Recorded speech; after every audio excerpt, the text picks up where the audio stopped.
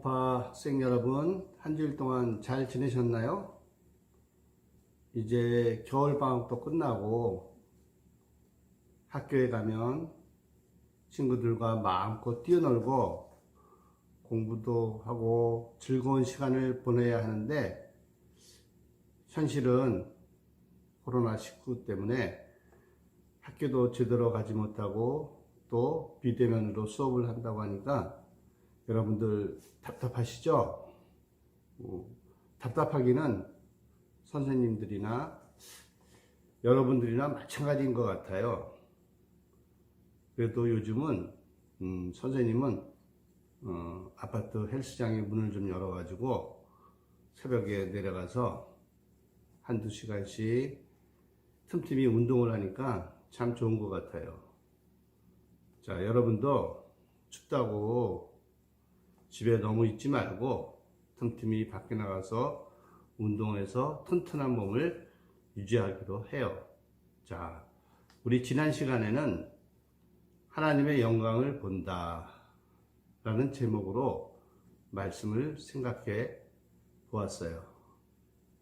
정리하자면, 본다라고 하는 말은 육신으로 보는 것이 아니라 영으로 보는 것을 말한다고 했어요. 그러면 어떻게 해야 영으로 볼 수 있을까? 세 가지로 정리해서 말씀을 생각해 보기로 하겠어요. 첫째는 믿는 것이 보는 것이다 라고 말할 수 있어요. 아니, 겨우 믿는 것이 보는 것이다. 이거 너무 단순하고 시시하다고 생각할지도 모르겠지만, 원래 진리는 단순한 것이에요. 믿어야 볼 수 있다고 하는데 왜 우리는 믿지를 못하는 것일까요? 우리에게 믿음이 생기지 않는 것은 우리와 하나님 사이에 죄가 가로막고 있어서 하나님의 영광을 볼 수 없기 때문입니다. 원래 우리 인간들은 하나님과 낙원에서 살았어요. 그때는 죄라는 것 그 자체가 없었어요. 그런 단어가 없었어요. 그냥 하나님이 시키면 우리는 순종하고 살면 행복하게 살 수 있었던 것이었죠. 그런데 어느 날 뱀으로 가장한 사탄이 이브를 꼬드겨서 선악과를 따먹게 하였어요. 그리고 이브는 이 선악과를 혼자 먹기가 그랬는지 아담을 꼬셔서 먹게 만들었어요. 그를 공범으로 만들었던 것이죠. 그런데 그들은 단지 선악과 한 개만 따먹었을 뿐인데도 낙원에서 쫓겨나게 되었어요. 제가 여러분처럼 학생 때 창세기에 나오는 이 구절을 읽으면서 정말 이해하기가 힘들었어요. 왜냐하면 왜 하나님은 쓸데없이 선악과를 만드시고 또 그것 많이도 먹은 것도 아니고 한 개 먹었다고 왜 낙원에서 추방을 하셨는지 정말 이해하기가 힘들고 야속하기까지 했어요. 그런데 왜 하나님께서는 그들에게 왜 그렇게 가혹한 벌을 내리셨을까요? 궁금하지 않으세요? 그들이 선악과를 먹는 순간 그들은 하나님 말씀을 순종하지 않게 되었어요. 그것은 사탄의 뒤를 따르게 된다는 것이죠. 선악과를 먹는 순간 사탄이 그들 안에 들어가서 그들의 왕이 되었고 그들은 사탄의 노예가 되고 말았어요. 그리고 그들이 생각하고 행동하고 말하는 것이 사탄처럼 되고 말았어요. 여기서 중요한 것은 선악과를 따먹고 사탄이 그들 안에 들어가서 그들이 생각하고 행동하고 말하는 것이 사탄처럼 되었다는 것이에요. 이제 죄로 더럽혀진 인간은 거룩하신 하나님과 더 이상 낙원에서 살 수가 없었어요. 이제는 살고 싶어도 살 수가 없어요. 하나님은 여전히 그들을 사랑하고 계셨지만 가죽옷을 만들어 입혀서 그들을 에덴에서 쫓아내고 말으셨어요. 세례 요한이 이렇게 외칩니다. 죽으심을 다해서 이렇게 외칩니다. 광야에서 회개하라, 천국이 가까웠느니라.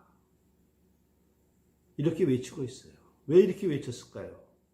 우리가 하나님과의 관계를 회복하려면 먼저 우리가 우리의 죄를 회개해야 한다는 것이죠. 죄를 회개하지 않으면 믿음이 생겨날 수가 없기 때문입니다. 자, 그렇다면 우리는 이렇게 생각할 수도 있어요.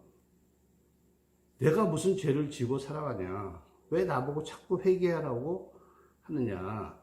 이렇게 생각할 수도 있어요. 내 경우를 생각해 보면 그런 것 같아요. 나는 기본적으로 다른 사람들이 나보다 잘 되는 것을 보면 배가 아파요. 요새 뭐 부동산이다, 주식이다 해가지고 많은 사람들이 돈을 벌었다고 이렇게 자랑도 하고 그래요. 그러면은 그것을 보면서 야, 축하해. 정말 대박 났구나. 이렇게 축하를 해주기보다는 그런 말을 들으면 배가 아파요. 배가 아파도 조금만 아픈 게 아니라 아주 많이 아파요. 그리고 내 속에 더 놀라운 것은 요새 TV를 보니까 강아지다, 고양이다, 이런 애완동물을 다루는 프로가 참 많이 있더군요. 근데 이 프로를 보면서 너무 귀여운 강아지 이런 것을 보면 아, 이쁘게 생겼구나, 귀엽구나, 이렇게 쓰다듬어 주기보다는 한 대 줘받고 싶은 생각이 날 때가 있어요. 그래서 이 귀여운 강아지가 깨갱하면서 어떻게 행동을 할까 하는 것을 보고 싶은 충동에 깜짝 놀랄 때도 있어요. 자, 그러면 나는 이렇고 여러분들은 어때요? 여러분보다 공부를 못했던 친구가 나보다 공부를 더 잘하게 됐을 때 여러분들은 어떻게 반응을 하죠? 야, 축하해. 정말 노력을 많이 했구나. 정말 축하한다. 이렇게 얘기를 하나요? 또 여러분 친구 중에 요새 새로 나온 좋은 휴대폰을 산 친구가 있어요. 그 친구가 휴대폰을 자랑할 때, 너 정말 좋은 휴대폰을 사서 참 좋겠구나. 이렇게 여러분들 그 친구를 축하해 주나요? 만일 여러분들이 그렇게 축하해 준다면 정말 여러분들은 하나님의 영광을 보는 친구들이에요. 그러나 대부분의 사람들은 그렇지가 않은 것 같아요. 이것은 우리 안에 있는 죄성, 영어로 말하면 심플 내처, 이것이 있기 때문에 우리는 이것을 제거하지 않으면 우리와 하나님 사이에 장막이 거쳐지지 않는 거예요. 이 장막이 거쳐져야만이 우리가 하나님의 영광을 볼 수가 있는 것이죠. 사도 바울은 히브리서 11장 1절에 믿음은 바라는 것들의 실상이요 보이지 않는 것들의 증거라고 말하였어요. 우리가 눈으로 보이지 않는 것을 볼 때 그것을 우리는 영으로 본다고 얘기를 하죠. 이런 의미에서 우리 모두는 믿음으로 하나님의 영광을 보는 자임을 저는 믿습니다. 예수님은 나의 하나님이십니다. 이 가장 기본적인 단계를 거치지 않으면 그 누구도 하나님의 영광을 볼 수가 없습니다. 먼저 나의 죄를 회개하십시오. 회개하면 믿음이 생기고, 믿음이 생기면 하나님의 영광을 보게 되는 것입니다.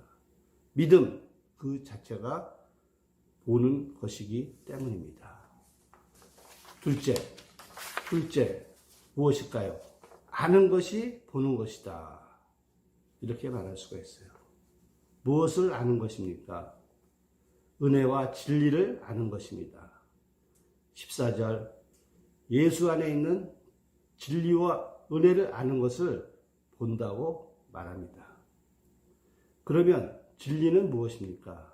여러분, 진리는 무엇이라고 생각을 해요? 진리란 예수님에 대하여 아는 것이 진리예요. 그러면 은혜는 무엇입니까? 우리 은혜라는 이름이 참 많죠. 뭐 김은혜, 이은혜, 박은혜, 특히 목사님이나 장로님 가정에 있는 자녀들을 보면 이 은혜라는 이름을 많이 붙여요. 그러면 이 은혜가 무슨 뜻을 가지고 있는 것일까요? 은혜는 예수님을 알면 알수록 나에게 임하는 하나님의 선물이에요. 그러므로 우리가 진리를 알면 은혜가 선물로 따라오게 되어 있어요. 이 은혜와 진리는 예수님을 통해서만이 알 수 있고 체험할 수가 있습니다.